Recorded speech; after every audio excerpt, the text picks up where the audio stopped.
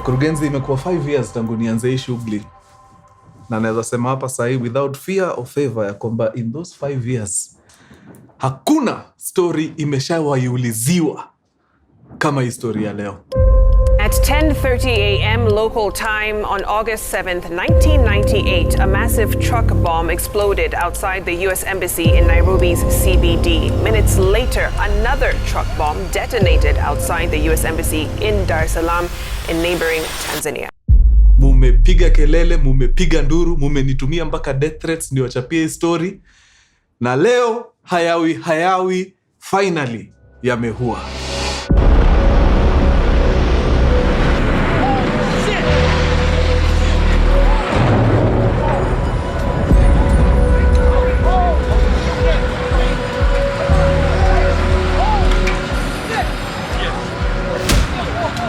Ladies and gentlemen, this right here is the story of none other than the infamous Osama bin Laden. Twende kazi.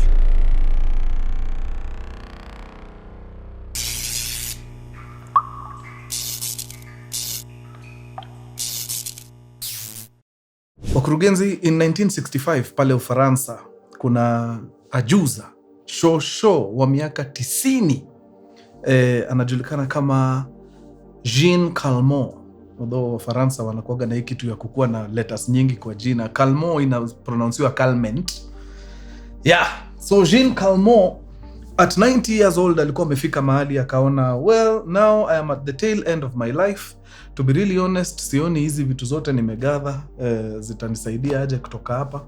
I really have no family, ni yeye peke yake. So plan ilikuwa liquidate zile vitu ambazo wako nazo, then aingie kwa home ya watu wazee, aendelee the rest of our life akiwa huko anachungwa, na hii pesa ambayo atakuwa ameuza property, si ndio pesa atatumia kulipalipa hii home mpaka ile wakati ataenda. So the thing ambayo aliingiza kwa soko haraka upesi ni nini? Ni apartment ambayo alikuwa anaishi. So hii apartment akaona hapa akiuza hii atatoka na kitu safi, so aka-enlist pale, na it did not take long for that information to get to a lawyer ambaye alikuwa around your time by the name Andre alikuwa anaitwa Andre Francois. So Andre Francois was a lawyer in his middle age, alikuwa middle age pale.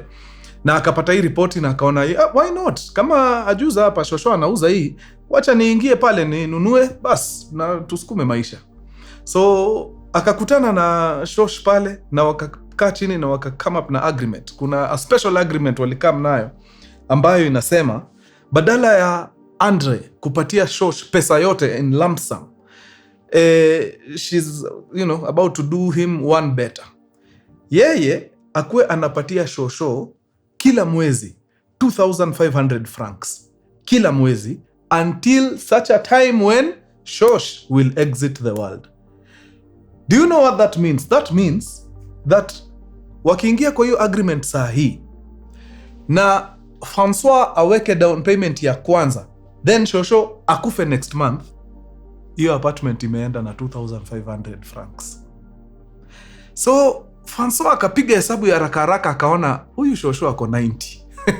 Tuwa pia ni ukweli. Huyu hata nikimlipa hii pesa miaka 5, sintakuwa hata nimejaribu sana. Okay, atakuwa amejaribu sana. Sababu 5 years puts her at what? 95? Ai, uongo. Hiyo itakuwa, na nikimlipa miaka 5, sitakuwa hata nimelipa a quarter of what what the apartment is worth. So you know what? Let's do it. Wacha tupige hii kitu. So wakaingia kwa mkataba and they signed the agreement. Na every month Francois used to pay Calment 2,500 francs. Now shosha kaokota hii pesa at age 90, 91, 92, 93, 95 anaokota tu, 96, 97, 98, 99 until she marked 100 years. So Francois akajipata amelipa shosh for a period of like 10 years. Akimlipaga 2,500 francs. Nobody thought huyu Shosho atafika hizo miaka 100. It's insane. Now the agreement continued. Shosho akagonga 105, 110. By this time Francois amelipa hii apartment mpaka ako karibu ile pesa amepatiana iko karibu kudouble. But an agreement is an agreement, mtu yangu. Tukiagree ndio hivyo. Now 115 bado Francois analipa. Yani at 115 Francois alikuwa so sure hii ndio ya mwisho, huyu afiki next year. Mungu ni nani? 120. Guys, I think Jean Calment very easily could at the time could have been the oldest person alive at the time. 120 years finally after Shosh amegonga 120 years finally. Pierre alikufa akamwacha. So now Pierre's family had to take over the payments. Na wakakanja Shosho at 121, 122, 122 and karibu 8 months. Hapo ndio finally Mungu akasema Shosh, umekula sana. Akachukua Jean Calment at the ripe age of 122 years and 8 months. Enye God akona sense of humor walai.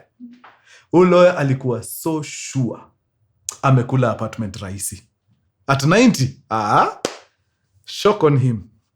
Alilipa Shosho, akaenda, akamwacha. Oh man. I don't think after story ya Jean na Francois hiyo agreement ya such a nini iliendelea. I think watu waliogopa. Hiyo dangerous, very dangerous. Yeah, so by the time Shosha na Daddy alikuwa amekula pesa hiyo apartment almost 2.5 times. Yeah. All right. Twende kazi.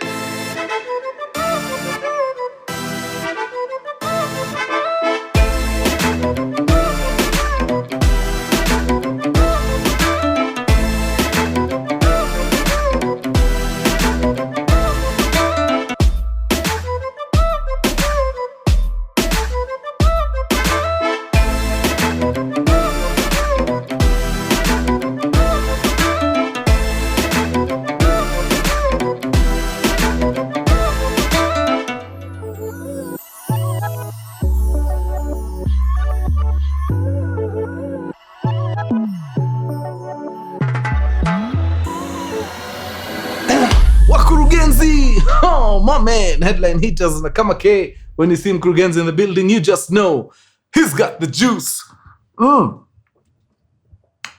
Kabla sijaingia kwa hekaya leo, nikoshua mnashuhudia watu muliitisha beanies za colors tofauti. Okay, tulisikia kilio na tukaleta mambo hapa. Tuko na navy blue pale, tuko na beige hatari hapa, nimepigilia gray hapa. Ile black mumezoea bado iko. So it is up to you guys. Nyinyi sasa muingie pale kwenye website, mufanye mambo yenu. Mkurugenzi.co.ke is where it's at. Na mbona simu ni moto? Is there something running huku chini? Otherwise, other than mambo ya match cinema, si mnajua mahali pa kuipata, philittv.com. Kalifanyika kidogo wangwana. The highly anticipated movie, What the Hell.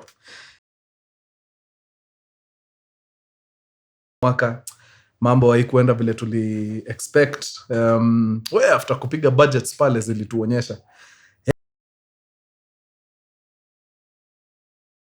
We need to know exactly how we are raising it, which to be really honest is not a problem.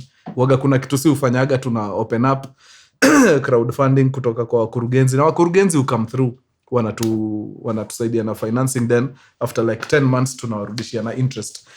So the biggest problem we have ni hatujawahi finance domob kama ile what the health ina require. The budget for what the health imeenda ikagonga karibu milioni 15. Hakuna sinema yetu imefika huko. Hata makosani yangu haikufika 15 million. Yeah, so we need to be very careful kujua tunarudisha aje hii pesa. Yeah, kuipata naye tutaipata, I'm certain. Lakini once tumeipata na tumeshoot, tutauza enough ya kuhakikisha tumerudishia investors pesa yao na bado tubaki na profit ya kutengeneza sinema ingine, ama itakuwa namna gani? So those are the questions tuna deliberate on.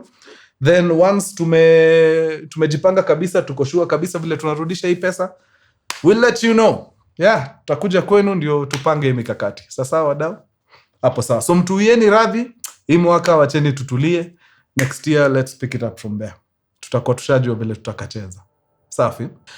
Na wakurugenzi, si mara nyingi tunasikiaga serial killers kwa hii country yetu, but the truth of the matter ni ati kuna watu ambao they are infamous for, such atrocities. Now one of them was a very young chap from Kisumu County. Somebody ambaye watu hawangefikiria ataenda kuchukua hiyo direction, lakini sababu ya one reason or the other akajipata ameingia kwa minyororo ya mauaji. Leo nataka niwachapie story ya the Kisumu serial killer aka Harrison Okumu. Now, Harrison Okumu alizaliwa kwa familia ambayo ilikuwa inajiweza sana pale Kisumu pale. Baba alikuwa ni mtu ako kazi, anafanya kazi kwa one of the parastatals. Ako kwa mshahara fiti, kila kitu iko sawa. Harrison alipatiwa life fiti sana growing up as a kid. In fact, one of my sources, jamaa ambaye alinisaidia wakati napiga research, alinisaidia na information kidogo, was a relative of Harrison Okumu.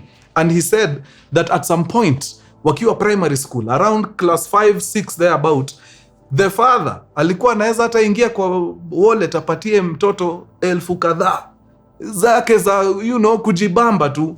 Unaimagine mtoto wa 11, 12 years uko na 1,000 kadhaa kwa mfuko. Yani wewe ni mtu bana, shida utambui. So that was the life that Harrison alikuwa ako accustomed to. Lakini mazee, si unajua mambo ya dunia mazee. Wanasemaga shetani akiamua kuingia, anaingiaga na miguu zote. So around the time Harrison alikuwa anaenda kumaliza primary school, I don't know what happened pale job, but ilibidi kukue na cut downs. Na among the people to be let go ilikuwa ni nani? Ni baba ya Harrison. Alright? So baba ya Harrison kutolewa kazi pale kwa hiyo parastatal mazee iliharibu mambo mbaya sana. Why? Sababu kuna pesa bana ilikuwa ina circulate hapa, sasa haiko. Sasa imekuwa ni noma mpaka hawawezi endelea kuishi town. Unajua walikuwa wanaishi town. Sasa inabidi wafanye nini? Wafunge virago, waende wapi? Waende mashinani kule. Waende waanze maisha afresh huko. But hapa kuna kijana bana amezoeshwa soft life. Anajua akitaka kitu dakika hiyo inapatikana quick, hakuna kusumbuana. Sasa kijana kama huyu unamwambia wachana hata na mambo ya nini, hata hii town haikaliki. Itabidi tupake virago. Sasa kutoka kesho wewe ni mtoto wa ushago. Hiyo sidhani mtu wetu Harrison alichukulia fiti. And you could tell by the way he changed. Alikuja tu akabadilika. Akakuwa tu mtu very unreasonable, na I guess hiyo ni ile anga ambayo mtu ana experience wakati life imempiga knockout. So akaanza kukua tu mtu difficult, like alikama akakuwa difficult mpaka kwa wazazi wake wenyewe. One of the sources nilikuwa na get story ya Harrison ilisema at some point Harrison aliitisha baba yake pesa sijui ya kufanya nini, na baba yake at the time either hakuwa nayo ama alikuwa nayo, lakini ilikuwa ya kufanya vitu zingine, na Harrison bana akamuingia vita bana. I don't know how true this is but nilikuwa kwa my research nilikutana nayo somewhere. Na akaingia kwa wallet akajichukulia pesa ya baba yake na akamgonga na wallet. And that was the very first time Harrison ali-threaten mtu na kifo. Aliambia baba yake, by the way ukinikosea tena wewe nitakuua. That was the first time. Now, Harrison after maisha city kukataa wakaenda pale mashinani, ilibidi atafute vile kupata hii pesa. Sababu amezoea pesa kule, sasa huku maisha ni ngumu.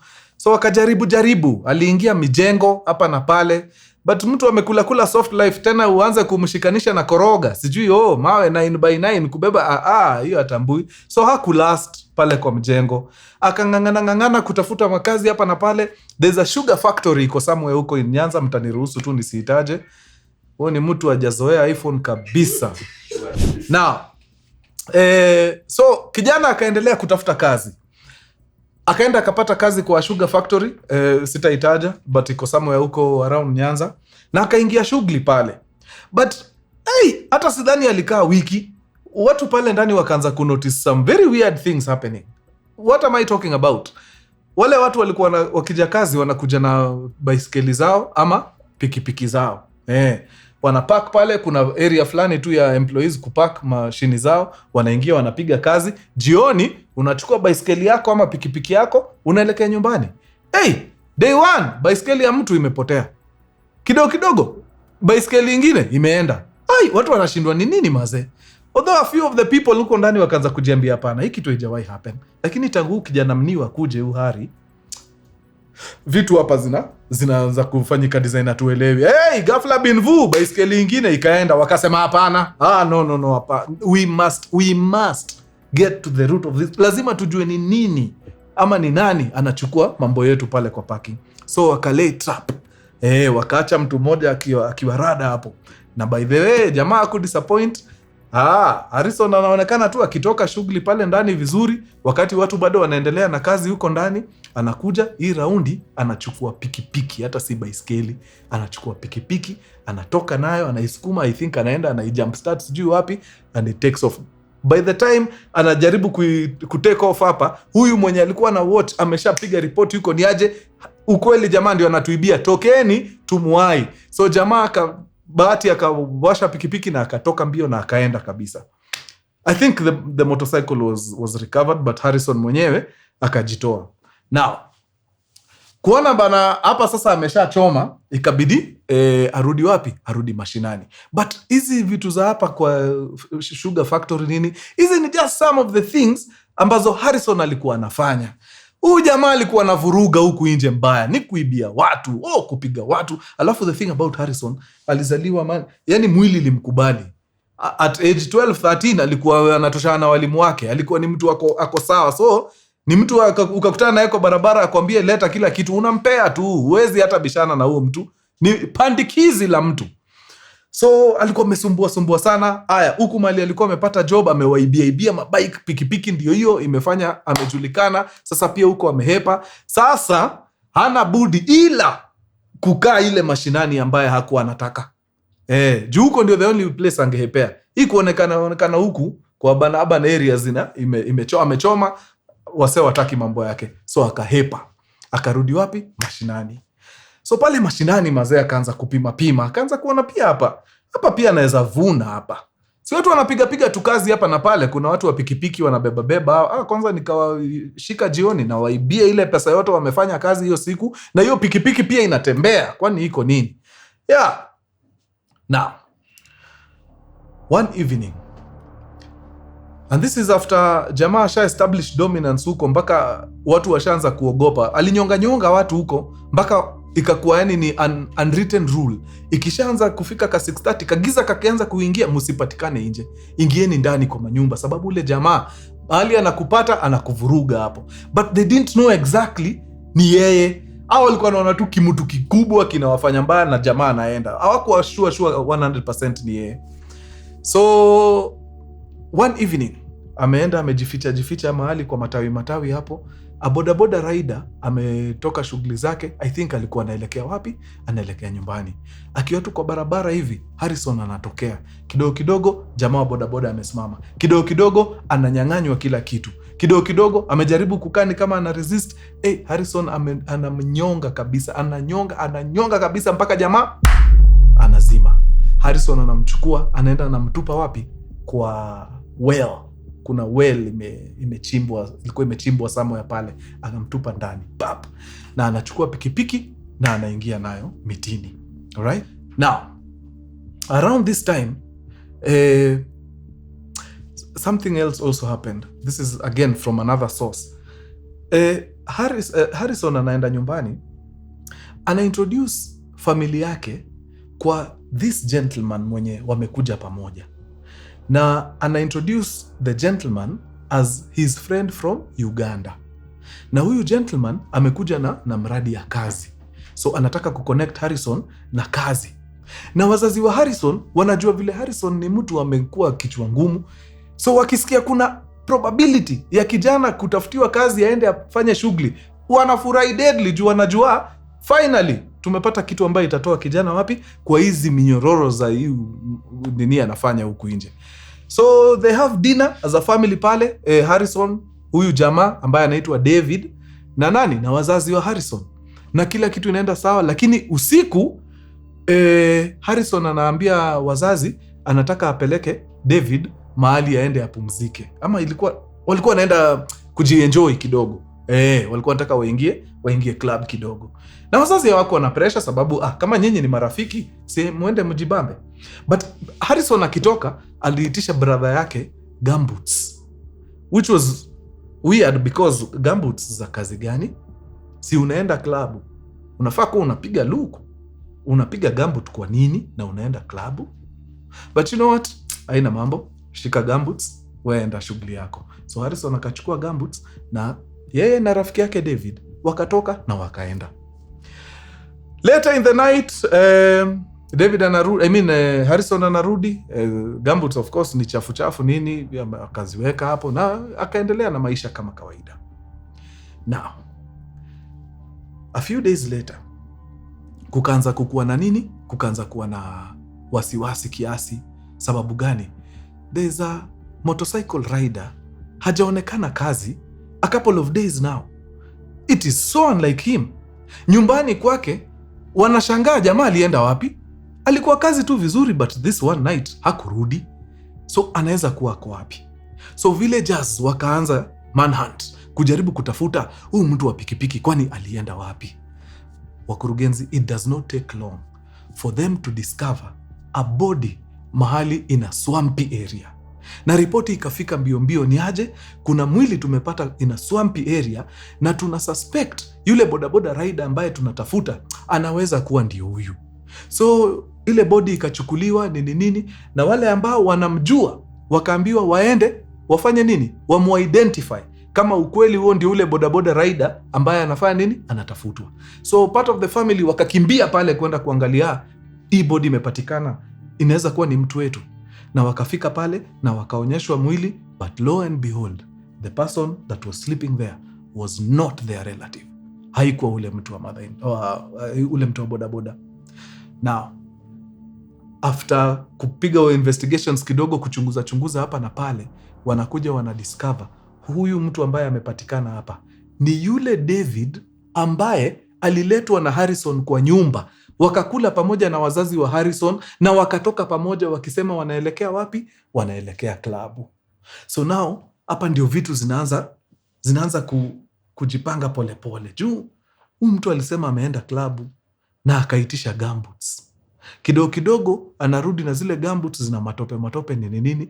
Then ule mtu ambaye walitoka na yeye wakienda klabu amepatikana kwa swamp. But you know what? Wakatulia tu, wakasema maybe tu ni sisi tuna overthink kitu. Wacha tu tupatie kitu muda tuone itakuwa namna gani. Hii time yote ule Harrison bado habadiliki. Anawanyonga huko kwa barabara. Imekuwa mbaya mpaka anatafutwa na maaskari wa mbali. I think at some point OCPD ama ni OCS wa hizo area za Tao Kisumu, hizo area za Kondele, alikuwa ashapata mpaka ripoti ya Harrison, na akaambia Harrison, mti yangu nataka nikupatie fare huko kijijini, huko mahali huko, maintain huko. History yako ya unasumbua kijiji, then unakuja hapa unaanza kusumbua hapa, nikikutana na wewe tena huku itakuwa mbaya. Na akampiga mpaka fare, akamwambia rudi, nisiwahi kuona hii town tena. So the boy ako na rampage, anasumbua tu. Now kidogo ladies wakaanza kudisappear. Hawa wasichana uwaga wanatokea kwa bar, wanakutumbuiza hapo kwa bar nini. Kidogo kidogo moja anatoka arudi. Kidogo kidogo mwingine wa pili ametoka arudi. Kidogo kidogo mwingine wa tatu ametoka arudi. Constant factor wanatokaga na Harrison. Wako wapi? So of course mpaka watu washaanza kuuliza huko mazee, nini mazee? Ni nini ina happen? What is happening? Mbona watu wanapotea under mysterious circumstances? Ni nini ina happen? Until one night Harrison ametoka kama kawaida, amemaliza shughuli zake, akaamua acha niingie pale nipate moja mbili, akaingia kwa club. And this is the thing about Harrison. Mkikutana naye akiwa in the line of duty ni mnyama, anaweza kukutendea mabaya. Lakini mkikutana naye tu kiraia kwa social gathering, he is a very very good human being. Anawanunulia mapombe huko, mnatembea na magoti. Very generous. Ni mtu ana mambo mingi, ako tu sawa. In fact, the people who knew him, ungewaambia ati huyu jamaa huaga ananyonga watu usiku, wangekataa hiyo story mbaya sana. So hiyo ndio ilikuwa nature ya huyu jamaa. So akiwa pale kwa club, hata kuwachota ni rahisi, sababu ni boy mfiti, ni boy rosafi, ana mambo mingi, ako sawa. So this evening ameingia pale, amejienjoy, kila kitu iko sawa. Amemulika mubebe pale, mali safi ya Nyanza. Akamwambia mtu yangu, na kuna vile unanihusu jo, kuna vile uko busy after hii shughuli. Dema akamwambia mimi niko sawa, kile unasema si tunafanya. Basi wewe ukifunga shift niambie tuingie na wewe hata kejani tusikie fiti, kesho basi wewe urudi shughuli zako. Dema akamwambia idhuru, iweze sana. So wakatulia hapo, Dema kamaliza shift na wakatoka pamoja, moja kwa moja mpaka wapi? Kejani kwa Harrison. Imeenda? Okay. Now, vile waliingia pale kwa keja, Harrison ni muungwana. Wanasema chakula yako lazima uhakikishe imekula pia. So akalisha mrembo wa wenyewe. Kulisha mrembo wa wenyewe, akaambia mrembo, sasa wewe fanya vipi? Ingia pale chumbani, wewe jitandaze tu pale, nipe dakika chache. Alafu mimi nitafanya nini? Nitakujoin kule. Na mrembo alitoka tu, akaingia pale na akajiwekelea sawa akiwa ako safi kabisa. Na jamaa akaendelea na shughuli zake hapa sitting room kidogo. After some time akamaliza, akaingia wapi? Pale bedroom. So kuingia pale bedroom, kuna vile alianza tu kuangalia mrembo design tu fulani ya ieleweki. Kidogo kidogo Dema kaanza kukuwa very uncomfortable. Unajua kuna vile tu mtu anaweza anza ku act around wewe, uanze kuona hapana, there's something definitely off na huyu mjamaa. Something is just not right na huyu mtu. Akaona hii uongo mbaya. Acha tu nipige nguo yangu sababu no, kuna kitu iko off hapa. So Harrison anamuuliza ni nini? Shida iko wapi? Dema akamwambia I don't know, me naanza tu ku feel uncomfortable na sijui ni kwa nini. I think hii shughuli ya leo acha tu tuachane nayo. Tufanye tu next time wakati nitakuwa nimetulia, nimerelax fiti. Harrison akamwangalia kwa macho akamuuliza,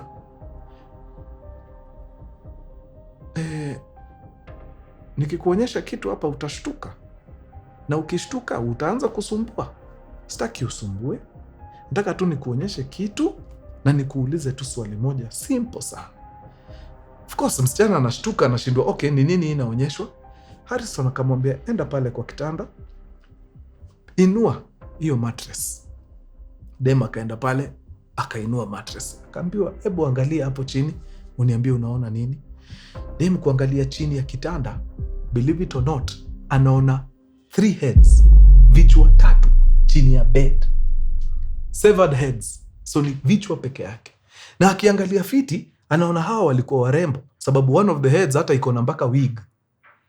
Mwingine I think ako na braids ama ni kushuka, alikuwa ameshuka, like angetel wote 3 ni madem. Na the level of decomposition ni kama haijaenda sana. Sijui huyu jamaa alikuwa ametreat aje hizi vichwa. Juu kitu kama hiyo ikiwa kwa nyumba si hata smell inafai kuambia hapa kuna kitu iko off. For some reason ni kama smell haikuwa, lakini the heads were there. So dem akapanic. Harrison akamwangalia kwa macho akamuuliza, wewe unafikiria wewe ni mrembo kuliko hawa?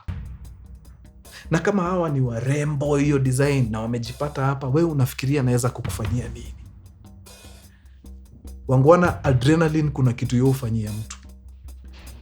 Huyo msichana hajui vile alijitoa kwa hiyo bedroom, but alipiga 2 steps 3 hadi kwa mlango, akafungua, akajipata sitting room, akaingia pale, akashika hiyo mlango wa sitting room, akaifungua, ikafunguka na akaruka nje. Anakumbuka tu akiruka nje alisikia ni kama mkono ya Harrison imemguza hapa, lakini akupata hiyo grip. Dem akaingia. Uzuri ushago kuna a lot of thickets. Hakuenda na barabara. Aliingia tu kwa uko mafefeine, akaingia kwa bushes. Akatoka mbio wazimu. Nasikia alikuwa ameshtuka mpaka hata nduru akijaribu kupiga haipigiki. Ni hewa tu inatoka, hakuna sauti, lakini turbo amewasha kuwasha. Huyo msichana alikimbia kutoka kwa Harrison mpaka kwa main road ni kilomita 4 kilometers. Nyinyi mumejaribu kukimbia? Hebu kesho kimbia kilomita 4. Kimbia 4 kilometers unirudishie ripoti. Mimi hapa niko na ripoti yangu. Hapa as I'm sitting here niko na ripoti yangu. Mpiga picha yangu hapa alijaribu kukimbia hapa weekend, alishangaa. Pale akienda tu kwa finish line alizimia hapo.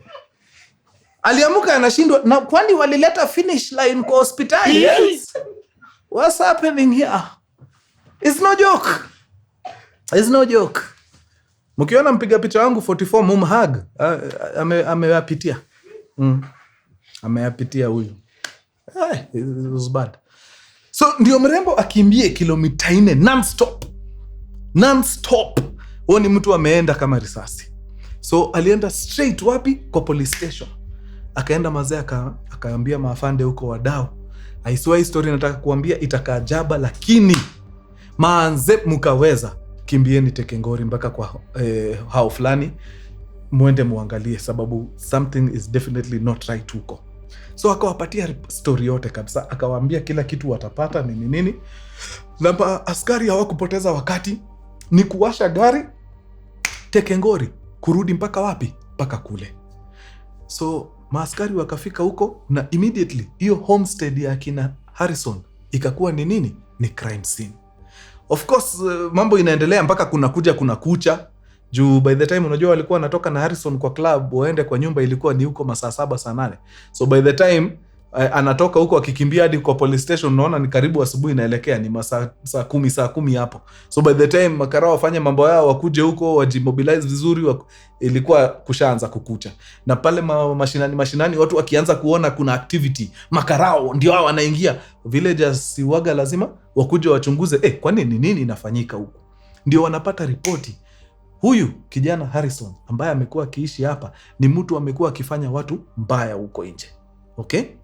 Now, around that time, watu kwa village walikuwa wanakunywa maji pale ambaye inatoka kwa kisima. Wanashindwa hii maji. Hii maji inaonja vipi, lakini kidogo ina harufu ni nini? No, ikafika mahali wakasema hapana. Lazima tujue ni nini inafanya hii maji yetu ina taste hivi. Wakatuma kijana aende aingie wapi? Ndani ya well. Aangalie ni nini inaweza kuwa huko chini. Maybe maji imepata ile inaitwa algae. Na saa nyingine hizi chura zinapenda kukula hiyo. So unaweza pata ni chura zimekuwa zikiishi huko, zimekufia huko, zingine zinafanya hii maji na taste vibaya. Wangwana. Kijana anafika huko chini, anakutana na jacket. Kidogo akiguza hii jacket hivi, imeshikana na mtu. Huyo mtu ni nani? Ni mtu wa pikipiki. So anapiga ripoti haraka faster. Kidogo wana mobilize, jamaa anatolewa pale ndani ya well, na ule bodaboda rider ambaye alipotea a couple of days before anapatikana. Ndio huyo alikuwa ametupwa wapi? Ametupwa pale. So tuko na jamaa anaitwa David, amepatikana kwa swamp. Tuko na bodaboda rider, amepatikana ndani ya well. Tuko na msichana ana confirm aliona vichwa 3 za wasichana. Ana confirm.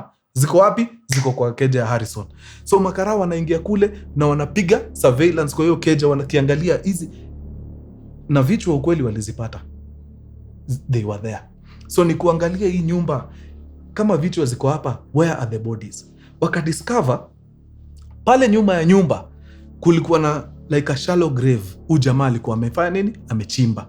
So wakaenda wakafukua ile grave, wakapata kuna kamabati kalikuwa after mchanga, kuna kalea kamabati, wakatoa mabati, wakapata human remains. na ni kutoka tu hapa kwa toso kushuka hivi chini mpaka kwa miguu, wote hawana vichwa. Ilikuwa ni 3 ladies based on kile au askari waliona. So the ladies wakakuwa exhumed, zile vichwa zao zikachukuliwa pia zikawekwa na tekengori, zikasafirishwa wapi? Mochari. Now watu wakaanza kuzushia wazazi wa nani? Wa Harrison. Sababu kwa nini mtoto wenu wanachinja watoto wetu na nyinyi mko hapa na yeye mnaishi compound moja na amuoni kuna vitu fani zinaendelea huko? Haya, number 2, huyu mjamaa sababu wako na mpaka mtoto, bibi yake aliendaga wapi? Unajua tumekuwa tukiona analea mtoto peke yake na mama haonekani, na sasa tunakuja kugundua kuna wasichana wameziko huku, mama ya mtoto ako pande gani? Hakuna mtu anajua. By the to this very date sijui mama ya huyu mtoto yako wapi.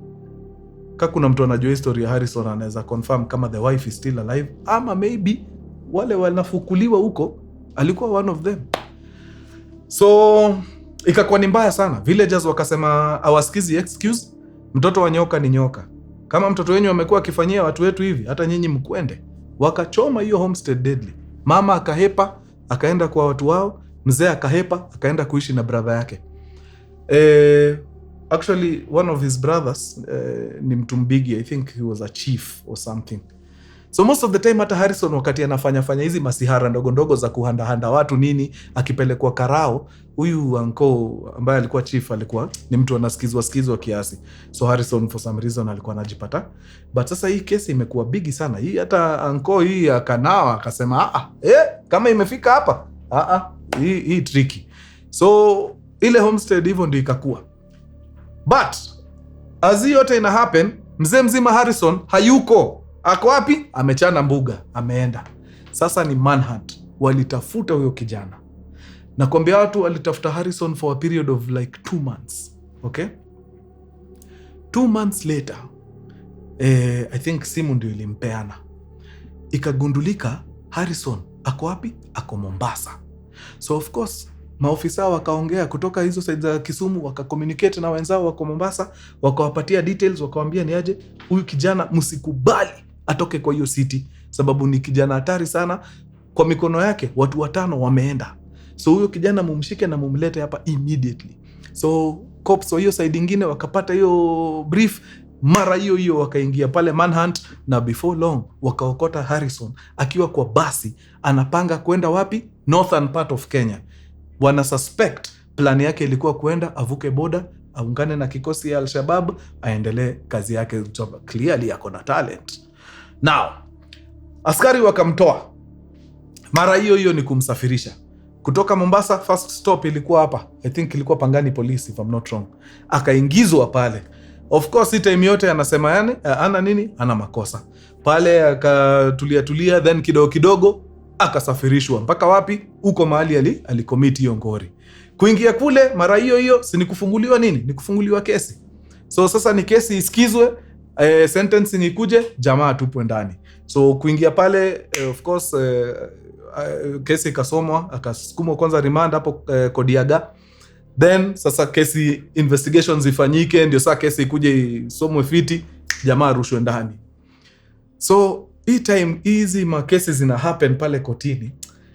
Sijui kama ni juu ya woga ama ni nini, hakuna mse alikuwa anataka kukam kutestify. Kila mtu alikuwa anaogopa. Ilikuwa tu ni kesi ya Harrison. Hata ule mresh mwenye aliona live, I don't think alitokea kwa hizo nini zake, hizo ma hearing na whatever. So hii kesi ikaanza kukua funny, but well, kuna evidence ya vitu kupatikana huko nini. So at least nini ilikuwa na kauzito kadogo. Yani wangetaka wangemsukuma ndani. Lakini sasa the fact that hakuna mtu amekuja hapo mazee akamweka kidole, yani inafanya hii kitu ikuwe ngumu. Like Harrison akiwa tu na lawyer mzuri anaweza jitoa hapo. So villagers wakakama wakadiscover hii kesi vile imeenda inaanza kukua ngumu, na there's a high chance huyu kijana ataachiliwa. So villagers wakaamua ni aje, tunaenda kukesha wapi? Kotini. Kesi inasikizwa lini? Inasikizwa on Tuesday. Bas, on Tuesday tutakuwa hapo. Ndio waachilie tu huyo kijana. Wamwachilie tu. Akitoka tu hivi apatane na sisi. To deal na yeye proper. Sababu hatuwezi kubali. So Wale makopo wakamtoa Mombasa Tekengori na wakamleta wapi? Mpaka hapa Pangani police station. Pale Pangani akatulia kidogo, then akasafirishwa tena kutoka Nairobi Tekengori mpaka wapi? Huko mahali alikuwa anatesea watu.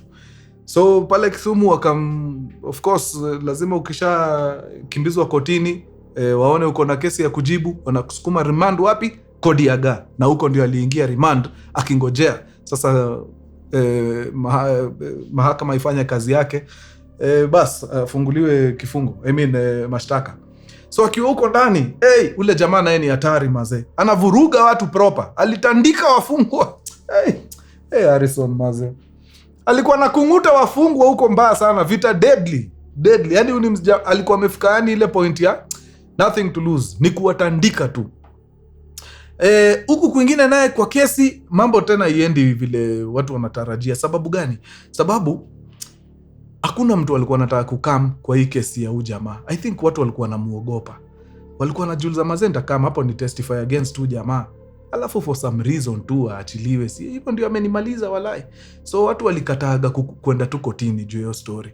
So ilifika mahali ikaanza kukani kama hatutapata kitu substantial ya kuweka huu mtu ndani, sababu the fact that tulipata miili kwake hatuko sure, maybe ni mtu mwingine alikuja akaziweka hapo. So tuna need kitu solid ya kuweka huu mse ndani, otherwise bila anything solid huu mtu itabidi tumwachilie tu, sababu tunamweka hapa ndani aje tena. Now ripoti ikafika kwa wananchi ya kwamba vile hii kesi ya Harrison Okumu inaenda, there is a chance anaweza achiliwa. Wananchi wakasema hiyo hawakubali, itakuwa ngumu sana. So wakaamua ile siku hiyo kesi yake inasomwa, wanaingia pale. Na hiyo kesi ilikuwa inafaa isomwe sometime in August of 2013 if I'm not wrong. So wakajiambia hiyo siku ikifika watakuwa hapo, kitu tu ifanyike, yani ule jamaa achiliwe, itakuwa mbaya, things will be bad. Inside Harrison aache kusumbua huko. After amemaliza kutandika wafungwa huko, at some point I think alikaa chini akafikiria maisha yake, akaona you know what, this life is not worth living. Now jamaa alienda, sijui alipata wapi kiberiti na mafuta kidogo. Huyu jamaa ni hatari huko jela, mpaka alikuwa na mattress. Ndio huyu jamaa alikuwa anaweza pita na kila mtu. Ndio mfungwa mniu akuje na alale kwa mattress peke yake. Wewe unafikiria wewe ni mtu hivi? Wewe ni mtu amewashika mateka huko ndani vibaya sana. So watu walisikia tu moshi nini, wakashindwa ni nini na happen.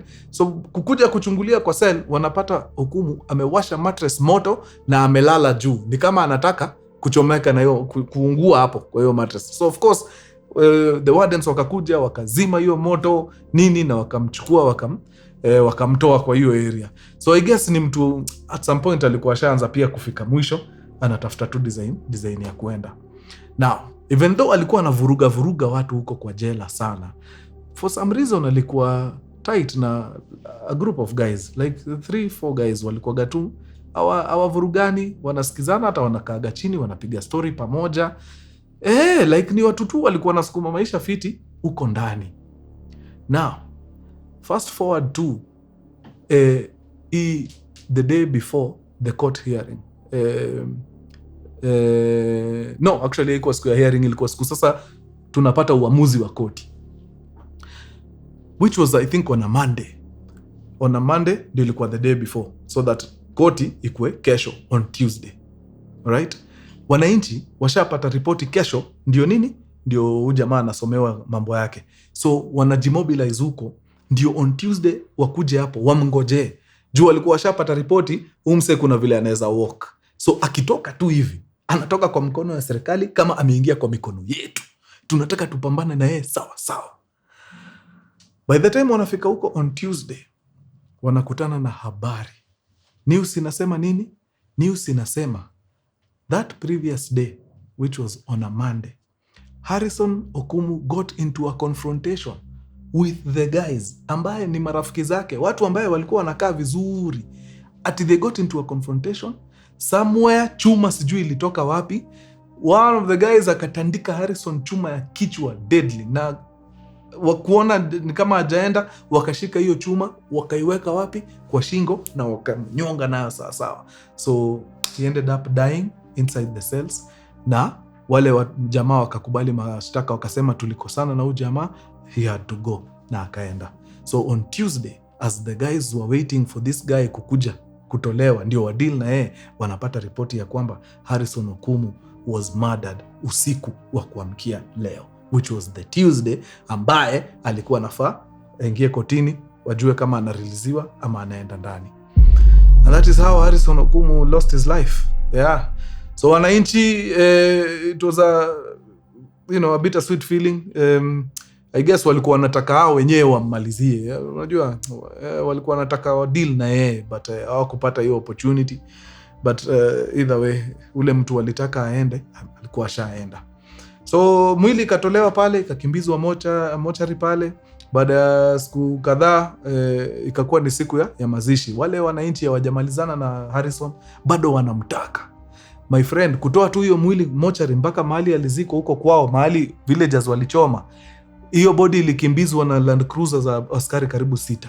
Ilikuwa ni convoy ya police security kuhakikisha hakuna mtu ametampa na hii body. So Harrison akakimbizwa huko na akazikwa mbio. Unajua ile tumalizane na hii story. Juu wale majamaa wanataka kumnyorosha akiwa hapo kwa jeneza. Yani they can't wait hao askari watoke hapa wa deal na hii maiti proper. But akaingizwa pale na shimo ikafunikiwa nini.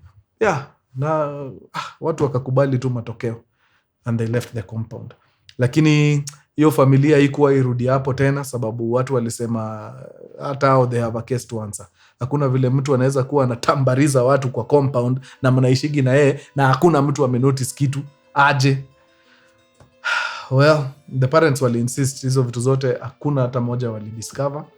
Especially the dad anasema mpaka culturally nyumba ya mtoto wako, especially kama ako na dem ama analitaga madem, huwezi onekana huko. So yeye hakuwa anashughulika sana na zile vitu zinafanyika kwa hiyo keja ya hukumu huko ndani. So that's why vitu kama hizo zinaweza kuwa zilimpita. How true that is, we don't know. But that, ladies and gentlemen, is the story of the Kisumu serial killer Harrison Okumu. Alikuwa na nickname fulani hapo nimekasahau. Alikuwa anaitwa Big Man ama alikuwa anaitwa nani? Hajaandikwa hapo kwa nini? Alikuwa na nickname. I forget. Bas, na tunafungia hapo mtu yangu. Wewe tutaonana baada ya siku chache. Kama kawa nyenye ni watu wa nguvu. Adios muchachos.